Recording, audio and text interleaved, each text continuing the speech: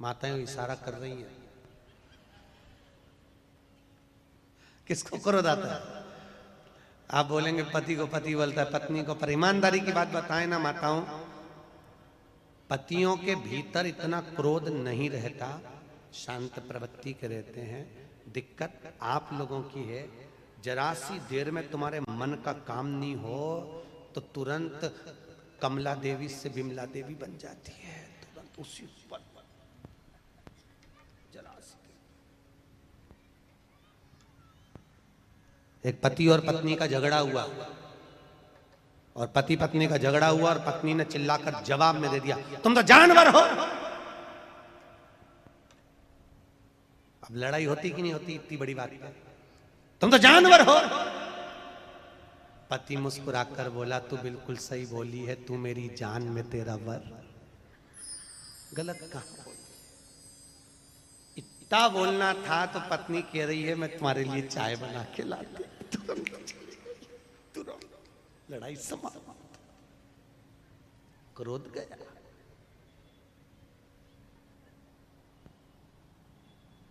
क्रोध समाप्त। आज हम उनके यहाँ गए थे, क्या नाम उनका, नाना भाई के यहाँ, पानी वालों के यहाँ, तो उनके यहाँ वो वकील साहब मिले थे। तो वकील साहब बोले, गुरुजी उनकी धर्म पत्नी आई प्रणाम करने के लिए, तो वकील साहब बोले ये मेरी धर्म पत्नी है। हमने कहा कथा का असर हो गया पूरा। तो हमने कहा धर्म पत्नी क्यों? तो क्या गुरुजी पहले दिन कथा से बोल रही थी कथा में चलो, कथा में चलो, और मुझे दूसरे दिन से कथा में लेकर आई है, और आप कहते हो जो अपने पति को कथा में लेकर आ जाए वो धर्म पत्नी कहलाती है। हमने कहा बिल्कुल सत्य है, गलत नहीं है, बिल्कुल सत्य। धर्म के पथ पर चलना सिखाइए महाराज, धर्म के धर्म के। आज यहां शास्त्र कह रहा है, हिरण्यकशिपु ने जो वर मांगा घर आकर देखा तो धर्म पत्नी नहीं है, धर्म पत्नी को लिया तो नारद जी के यहाँ गर्भ का जो ज्ञान मिला था उस ज्ञान की प्रबलता में धर्म पत्नी प्रखर हुई महाराज। पत्नी के गर्भ से जो बच्चा हुआ होते से उसने भगवान के नाम का हिलात करा, उसका नाम प्रहलाद हुआ है महाराज। प्रहलाद खोलते तेल में डाल दिया,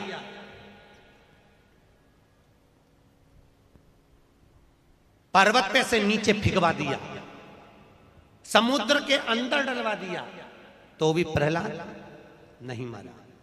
आखिरी में हिरण्यकशिपु ने अपनी बहन को बुलवाया। क्या नाम था उसकी बहन का?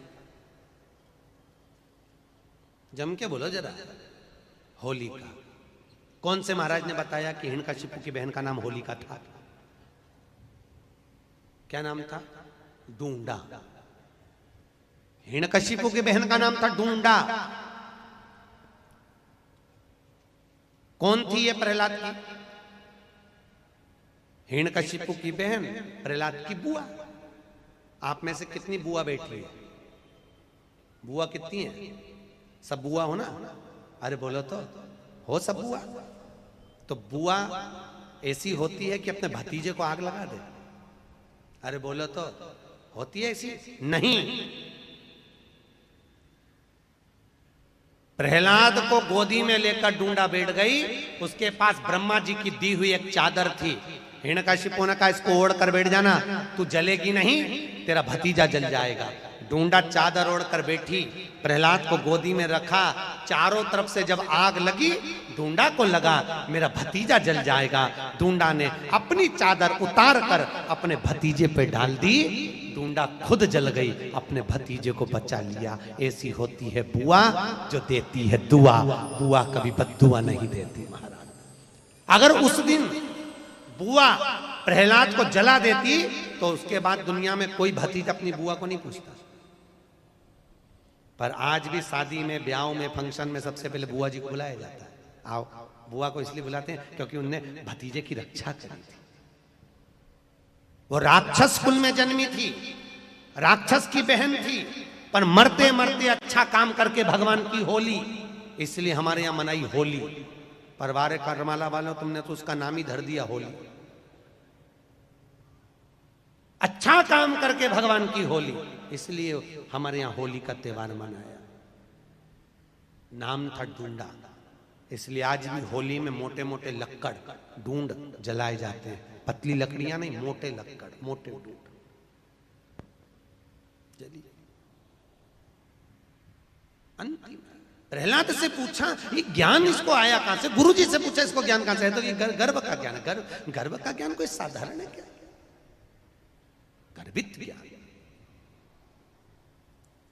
प्रथम ज्ञान होता है गर्भ का ज्ञान। माता कहती हैं गर्भवती नारी को भजन करना चाहिए। कथा सुन, हम एक बार पंढरपुर में कथा करने आए थे, लगभग 17-18 साल पहले की बात होगी। कथा करने के लिए आए थे, माहेश्वरी भवन में कथा थी। अभी उस दिन हम लोग गए थे तो हम माहेश्वरी भवन में ठहरे थे महाराज। माहेश्वरी भवन में कथा थी, माहेश्वरी समाज ने कराई थी, सोमानी संगमनेर के, उन्होंने कराई थी। कथा में एक बहू आकर बैठी, उसने कहा गुरु जी कल आप हमारे यहाँ आना। जैसे कई लोग कहते हैं ना हमारे यहाँ पधार जो, आज हम एक दो जगह गए तो आप हमारे यहाँ पधारना। हमने कहा ठीक है आएंगे दीदी, जरूर आएंगे। हम गए उनके यहाँ, उनके यहाँ गए, उसने सेब कतर के रखे थे, काट के रखे थे। उनका एक लड़का था 12 साल का, वो सेब उठा के ले गया। उसने ड्राई फ्रूट्स ला कर रखे, काजू बादाम पिस्ता, वो पूरी की पूरी प्लेट लेके भाग गया। थोड़ी देर बाद उसकी माँ ने चांदी के गिलास में दूध भर कर रखा, वो गरम की गरम दूध ले जाकर गटर गटर पी गया। हमारे सामने आता और वो उठा के भाग जाता। हमने पूछा दीदी, दीदी बोली गुरुजी आपका अपमान हो गया, मेरे लड़के ने सब खा गया, तुम्हारा अपमान हो गया। मैं तुम्हारे लिए ला रही थी और उठा उठा के। हमने कहा जान दे अपमान तो चूल्हा में, पहले ये बता कि ये हुआ कैसे, ये बता ये कैसे, वो तो जान दे अपमान तो हुआ कैसे। गुरुजी जैसे आप कथा करने आए ना, ऐसे ही जब ये मेरे गर्भ में था तब यहाँ राम कथा चल रही थी। मैंने पंडित जी से पूछा था गुरुजी से, गुरुजी मेरे गर्भ में बच्चा है तो मैं कौन सी कथा पढ़ूं जिससे मेरा बच्चा अच्छा हो? राम कथा वाले महाराज ने कहा था सुंदर कांड पढ़। गुरुजी जब ये गर्भ में था इतने सुंदर कांड के पाठ करे, इतने पाठ करे, इतने पाठ करे, ऐसी औलाद पैदा हुई। सकनी नहीं बैठे, ये पाठ का बड़ा असर है। आज के जमाने में जो औलाद होती है ना, ये टीवी देख देख के पैदा होती है, क्योंकि डॉक्टर बोल देते बेड रेस्ट, डॉक्टर बोलते बेड रेस्ट, पलंग पे पड़ी रहो, दिन भर टीवी देखती रहो। 24 घंटा टीवी देखे, गर्भ में जो बच्चा था वो टीवी देखता रहा। माँ के दृष्टि से बच्चे ने टीवी देखी। अब बच्चा जन्म लिया तो दिन भर, क्योंकि वो टीवी में नाटक देख, नाटक में ऐसा कोई नाटक ही नहीं जिसमें कहीं का हंसता दिखे। पूरे नाटकों में देख लो, कहीं ना कहीं की 24 घंटे रोती ही मिले। नाटकों में, सीरियलों में रोए, वो नाटक देख के औलाद पैदा हुई। अब घर की बूढ़ी बूढ़ी माताएं कह देती हैं, कहने में चुपती थोड़ी ना माताएं, तुरंत बोलती भैया हमारी भी 5-5 औलाद थी, हमारी भी 4-4 औलाद थी, खिला दो पटक दो, खेलती रहे। और हमारी बहू ने ऐसी औलाद पैदा करी, एक करी वो भी ऐसी करी, दिन भर पे करे, दिन भर रोए, दिन भर। माए के कहने में कोई चूकता नहीं, तुरंत बोल देते। अब प्रहलाद गर्भित ज्ञान इतना प्रबल था। हिरण्यकशिपु ने पूछा क्या इस खंबे में तेरा भगवान है? हाँ खंबे में।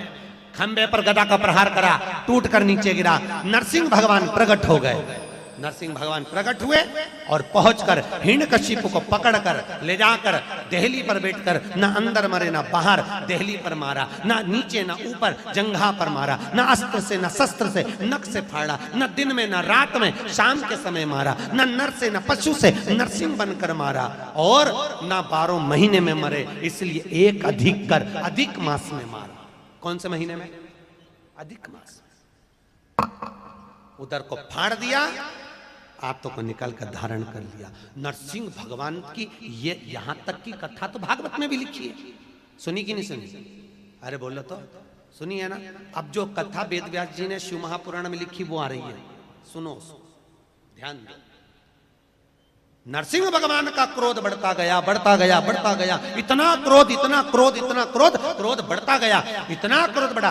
नरसिंह भगवान इंद्र लोक में गए तो इंद्र का सिंहासन तोड़ दिया, ब्रह्मदेव क्या गए तो पुष्प तोड़ दिया, जहां जाते नरसिंह भगवान कुछ तोड़ फोड़ करके आते। लक्ष्मी जी भगवान शंकर के पास आई, लक्ष्मी जी ने विनती करी, नाथ मेरे पति को क्रोध आ रहा है, इनके क्रोध को शांत करिए, बहुत क्रोध है, शांत करो,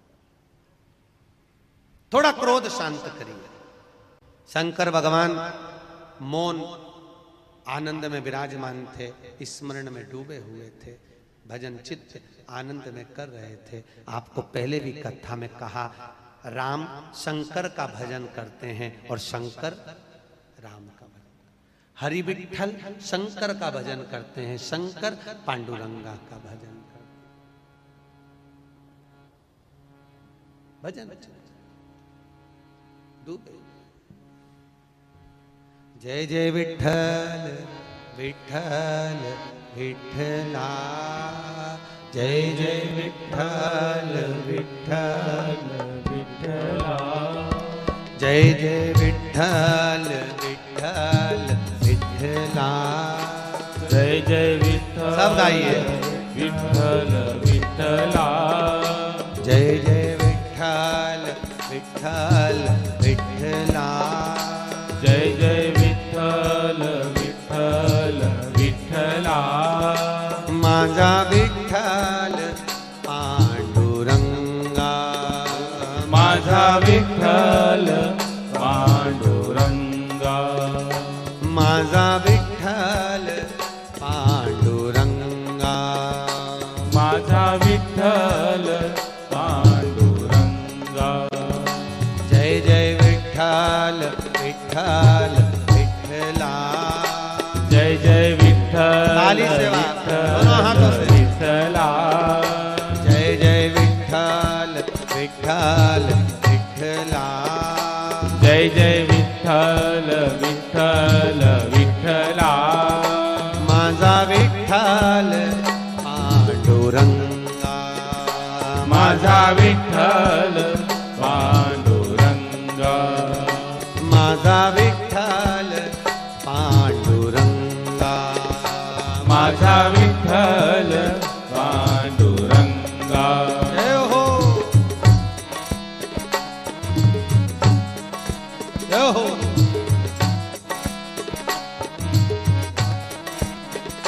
जय जय विठ्ठल विठ्ठल विठ्ठला, जय जय विठ्ठल विठ्ठल विठ्ठला, जय जय विठ्ठल विठ्ठल विठ्ठला, जय जय विठ्ठल विठ्ठल विठ्ठला, माझा विठ्ठल पांडुरंगा, माझा विठ्ठल पांडुरंगा, माझा विठ्ठल पांडुरंगा, माझा विठ्ठल पांडुरंगा, जय जय विठ्ठल विठ्ठल विठ्ठला, जय जय विठ्ठल विठ्ठल विठ्ठला, जय जय विठ्ठल विठ्ठल विठ्ठला, जय जय विठ्ठल विठ्ठल विठ्ठला, जय जय विठ्ठल विठ्ठल विठ्ठला, जय जय विठ्ठल विठ्ठल विठ्ठला, माझा विठ्ठल पांडुरंगा, माझा विठ्ठल पांडुरंगा, ओ माझा विठ्ठल पांडुरंगा, माझा विठ्ठल पांडुरंगा, जय हो।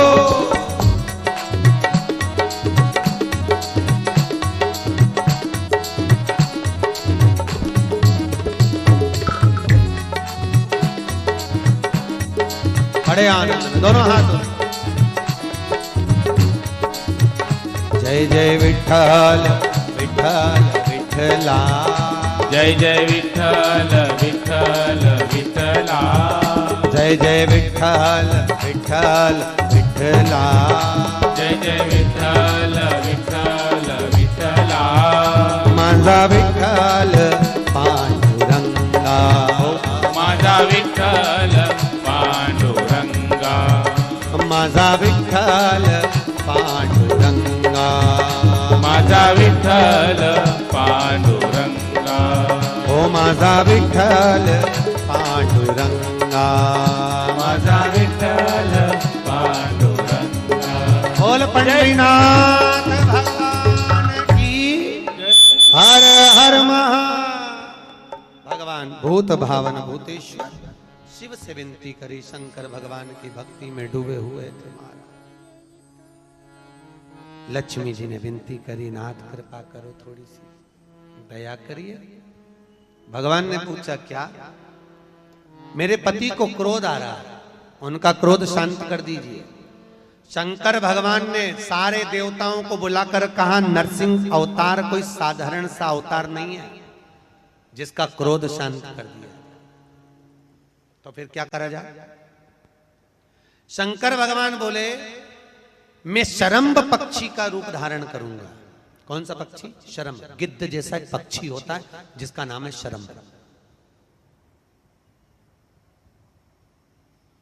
शरम्भ पक्षी, गरुण जैसा स्वर। पक्षी तीर्थ गए हो? अरे बोलो तो, पक्षी तीर्थ गए हो कभी? है कोई गया? नहीं गए? कभी मौका लगे तो जरूर जाना। चेन्नई से 82 किलोमीटर की दूरी पर है पक्षी तीर्थ, जहां पर सुबह ब्रह्म मुहूर्त में 56 तरह का भोजन लगाया जाता है। और गरुण जी महाराज आज भी उस भोजन को करने के लिए आते हैं। लाखों जनता प्रतिदिन गरुण जी का दर्शन करने के लिए पक्षी तीर्थ जाती है। कभी मौका लगे तो जाकर देखना, मैं केवल गरुड़ पक्षी ही मिलेगा आपको। वो पक्षी तीर्थ में आते हैं, भोजन करते हैं, चांदी की थाली में उनके लिए भोजन लगता है और उड़कर चले जाते हैं। कहाँ जाते हैं? फिर सवेरे ब्रह्म मुहूर्त में दूसरे दिन ही आते हैं, दिखते ही नहीं पक्षी। शरम्भ पक्षी का रूप रखा भगवान ने। और शरम्भ पक्षी का रूप भगवान शंकर करें, ऐसे नहीं रख सकता। सारे देवता मिलकर मेरे को सपोर्ट करो, मेरे पक्ष में।